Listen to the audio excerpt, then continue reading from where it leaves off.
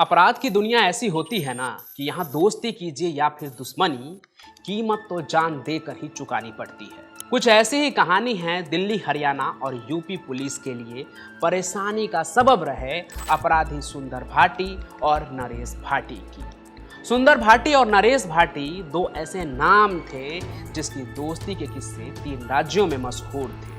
इन दोनों के बीच दोस्ती ऐसी थी कि एक दूसरों के लिए ये जान लेते भी थे और फिर दुश्मनी ऐसी हुई कि एक दूसरे के ही खून के प्यासे हो गए। और इनमें से एक जो सुंदर भाटी है उसका तो इलाहाबाद के माफिया बाहुबली अतीक के मौत से भी कनेक्शन है, और उससे लॉरेंस का क्या कनेक्शन है वो भी आगे मैं बताऊंगा। लेकिन फिलहाल शुरू करते हैं एकदम शुरू से। तो हुआ ये कि जो नरेश भाटी था वो एकदम पढ़े लिखे परिवार से था, क्राइम के दुनिया से दूर दूर तक जीरो कॉन्टैक्ट। लेकिन एक प्रॉपर्टी के विवाद में परिवार वालों की जान चली गई। फिर अपने परिवार वालों के मौत का बदला लेने के लिए नरेश क्राइम की दुनिया में उतर गया। उसका संपर्क उस वक्त के गाजियाबाद के लोनी एरिया के एक नामी बदमाश सतबीर गुज्जर से हुआ। वही सतबीर गुज्जर जो कभी महेंद्र फौजी का दोस्त हुआ करता था। उसकी कहानी भी तो आप चैनल पर सुन ही चुके हैं। तो उसी सतबीर वाले गिरोह में ग्रेटर नोएडा घंगोला निवासी सुंदर भाटी भी पहले से ही शामिल था। जल्द ही नरेश और सुंदर भाटी की दोस्ती हो गई, अच्छे दोस्त बन गए और दोनों ने मिलकर दिल्ली सहित पश्चिमी उत्तर प्रदेश में हत्या, लूट, रंगदारी की वारदात को अंजाम दिया। आलम तो ये हो गया था कि बच्चा बच्चा इलाके में उनके खौफ से कांपने लगे थे। लेकिन जिस सतबीर गुज्जर के गिरोह में वो थे उसकी खुद की कहानी दोस्ती से दुश्मनी में बदली थी। तो भला उसके गैंग में रहकर ये दोनों कब तक दोस्त रहते हैं। आगे दोनों के बीच वर्चस्व को लेकर मतभेद होने लगा। तो हुआ ये कि सुंदर भाटी बुलंदशहर के सिकंदराबाद में ट्रक यूनियन पर कब्जा करना चाहता था, पर कुछ ऐसी ही मंशा जो है उसके दोस्त नरेश भाटी की भी थी। दूसरी ओर नरेश भाटी जिला पंचायत अध्यक्ष का चुनाव लड़ना चाहता था, लेकिन सुंदर भाटी को भी यही करना था। उसने चुनाव लड़ने की इच्छा जाहिर कर दी और अपने दोस्त नरेश को कह दिया कि तू चुनाव नहीं लड़ेगा। अब देखिए, इंसान चाहे कितना भी अच्छा क्यों ना हो, लेकिन जिस दिन बात उसके अपने अस्तित्व पर आ जाती है, उसके अपने सेल्फ रिस्पेक्ट पर आ जाती है, उस दिन वो किसी के भी खिलाफ चला जाता है, फिर चाहे सामने अपना पराया कोई भी क्यों ना हो। सुंदर भाटी के जिद ने दोनों की दोस्ती में दरार ला दी। आलम यह हुआ कि दो दोस्त अलग अलग गुट में बट गए और एक दूसरे के दुश्मन हो गए। दोनों गैंग के बीच गैंगवार भी शुरू हो गई और इसी गैंगवार में ट्रक यूनियन के 2 अध्यक्ष की भी हत्या हो गई। बाद में नरेश भाटी ने जिला पंचायत अध्यक्ष का चुनाव लड़ा और जीत भी लिया। कहते हैं कि यह जीत सुंदर भाटी के लिए तमाचा बन गया कि जिस नरेश भाटी के परिवार का बदला लेने के लिए सुंदर भाटी ने जान की बाजी भी लगा दी थी, आज वही नरेश उसके रास्ते का रोड़ा बन रहा है। उनकी ये रंजिश आगे कुछ ऐसी बढ़ी कि आगे विधानसभा का चुनाव उनके लिए नाक की लड़ाई हो गई। लड़ने की तैयारी पूरी कर ली उन्होंने चुनाव। दोनों आमने सामने मैदान में उतर भी गए, लेकिन दोनों ही उस चुनाव में हार गए। चुनावी हार जीत के इस खेल में दोनों एक दूसरे के खून के प्यासे हो गए। ये उस दौर की बात है जब छोटा मोटा नेता भी लाल बत्ती का रौब दिखाते थे। अब नरेश भले ही विधायक न बना हो, लेकिन जिला पंचायत अध्यक्ष तो वो बन ही चुका था, इसलिए वह भी लाल बत्ती में घूमता था।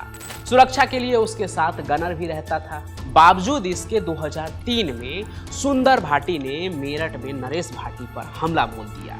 इस हमले में नरेश का गनर और ड्राइवर दोनों ही मारे गए, लेकिन खुद नरेश वहां से जान बचाकर भाग निकला। लेकिन सुंदर भाटी दोस्ती से दुश्मनी की आग में इस तरह जल रहा था कि वो किसी भी हाल में नरेश भाटी की मौत चाहता था। इधर साल 2003 बीता नहीं कि अगले ही साल 2004 के तीसरे महीने में ही एक बार फिर से सुंदर ने घंगोला पुलिया के पास नरेश की गाड़ी को घेर लिया, उसके लाल बत्ती वाले गाड़ी को। उसके साथ उसके कई और साथी भी मौजूद थे सुंदर भाटी के साथ, और सबके हाथ में असला था।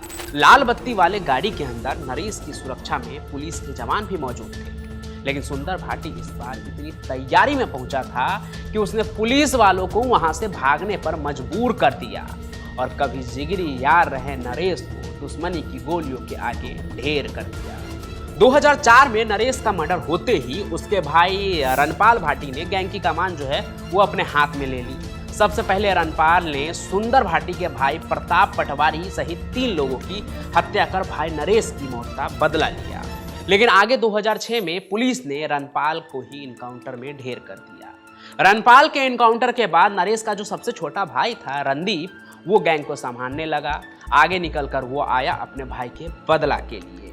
वहीं उसका साथ देने के लिए नरेश का जो भांजा था अमित कसाना, वो भी जाना माना गैंगस्टर है, वो भी इस गैंग में शामिल हो गया। और यही वो वक्त भी था जब एक भाटी के खिलाफ दूसरे भाटी गैंग में शार्प शूटर अनिल दुजाना भी शामिल हो गया। अनिल दुजाना के ऊपर भी मैंने डिटेल में कहानी सुनाई है कि कैसे नरेश भाटी गैंग से जुड़कर वो बड़ा डॉन बन गया और सुंदर भाटी को भी ललकारने लगा। बाकी अभी आते हैं इस कहानी में। पश्चिमी उत्तर प्रदेश के 2 गैंग के बीच इतने गैंगवार हुए आगे कि उन्होंने खुद ही 50 से ज़्यादा बदमाश जो इनके बीच में थे वो इन्होंने कम कर दिया एक दूसरे को मारकर। लेकिन नरेश भाटी का हत्यारा सुंदर भाटी अभी भी जिंदा था। रणदीप और उसका भांजा अमित कसाना अभी भी नरेश भाटी के मौत का बदला लेने के लिए इधर उधर भटक रहा था। इसी बीच रणदीप को भी यूपी पुलिस ने गिरफ्तार कर लिया। तमसाए गैंग वालों ने 18 नवंबर 2011 को गाजियाबाद के एक बैंकेट हॉल में सुंदर भाटी पर हमला बोल दिया। कहते हैं कि जो ये सुंदर भाटी है अपने भांजे के शादी में आया था। भरे सामियाना में सरेआम AK-47 से गोलियां बरसाए गए। इस गैंगवार में मासूम लोग भी मारे गए, लेकिन सुंदर भाटी इस बार भी बच निकला। अब ये नरेश भाटी गैंग तो सुंदर का काम तमाम कर नहीं पाए, लेकिन साल 2014 में वो यूपी पुलिस के हत्थे चढ़ गया और तभी से सुंदर भाटी जेल में है, पुलिस के सुरक्षा में बंद है। क्या पता वो अगर बाहर होता तो अब तक किसी न किसी गैंग के हाथों वो मारा ही जाता। वैसे तो सुंदर भाटी पर राजनीतिक संरक्षण होने के भी आरोप लगते हैं। 2011 में तो केंद्रीय मंत्री से बातचीत के टेप भी एक न्यूज चैनल पर जारी किए गए थे। काफी बवाल कटा था। दबदबा उसका इतना है कि सबको पता है कि सुंदर भाटी एक कुख्यात अपराधी है। बावजूद इसके इनकी पत्नी जो है वो 2 बार ब्लॉक प्रमुख बन चुकी है। कहते तो ये भी है कि 2014 में होली के दिन एक नेता की पहल से दोनों गैंग के बीच समझौता हुआ था कि आगे कोई गैंगवार न हो इनके बीच में। लेकिन दबी जुबान में लोगों से ये भी सुनने को मिलता है कि ये सब बस एक दिखावा था। बाकी आज भी सुंदर भाटी का नाम जो है वो बड़े बड़े वारदातों से जुड़ता है और हम सभी को सुनने के लिए मिलता है। इलाहाबाद के बाहुबली अतीक और उसके भाई अशरफ को मारने के लिए जिस जिगाना पिस्टल का इस्तेमाल हुआ था, वो भी कहते हैं कि सुंदर के इशारे पर ही उसके पास पहुंचा था। लेकिन अतीक से उसकी क्या दुश्मनी थी, ये बात साफ नहीं थी। हालांकि इसी जिगाना पिस्टल को लेकर लॉरेंस गैंग का भी नाम सामने आया था कि इसके पीछे उसका भी हाथ हो सकता है और उसके शूटर्स के जरिए ही जिसने अतीक को गोली मारी थी उसके पास तक ये पिस्टल पहुंचा था। और ऐसा इसलिए क्योंकि पंजाब में सिंगर सिद्धू मूसेवाला की जब हत्या हुई थी उस मर्डर में भी कहते हैं कि जिगाना पिस्टल भी इस्तेमाल में आया था। बाकी सुंदर भाटी और नरेश भाटी से उसकी दोस्ती से लेकर दुश्मनी तक की यही कहानी थी। आपको ये कहानी कैसी लगी ये आप कमेंट करके जरूर बताइएगा। साथ ही साथ इस कहानी को लाइक कीजिए, ज़्यादा से ज़्यादा शेयर कीजिए। नीचे लाल कलर का आपको बटन दिख रहा होगा, उसे दबाकर हमारे चैनल को सब्सक्राइब कर लीजिए ताकि जब भी मैं कोई नई कहानी लेकर आऊँ तो उसका नोटिफिकेशन आप तक सबसे पहले पहुँचे। हम फिर मिलेंगे नए सफ़र में, तब तक के लिए आपका बहुत बहुत धन्यवाद।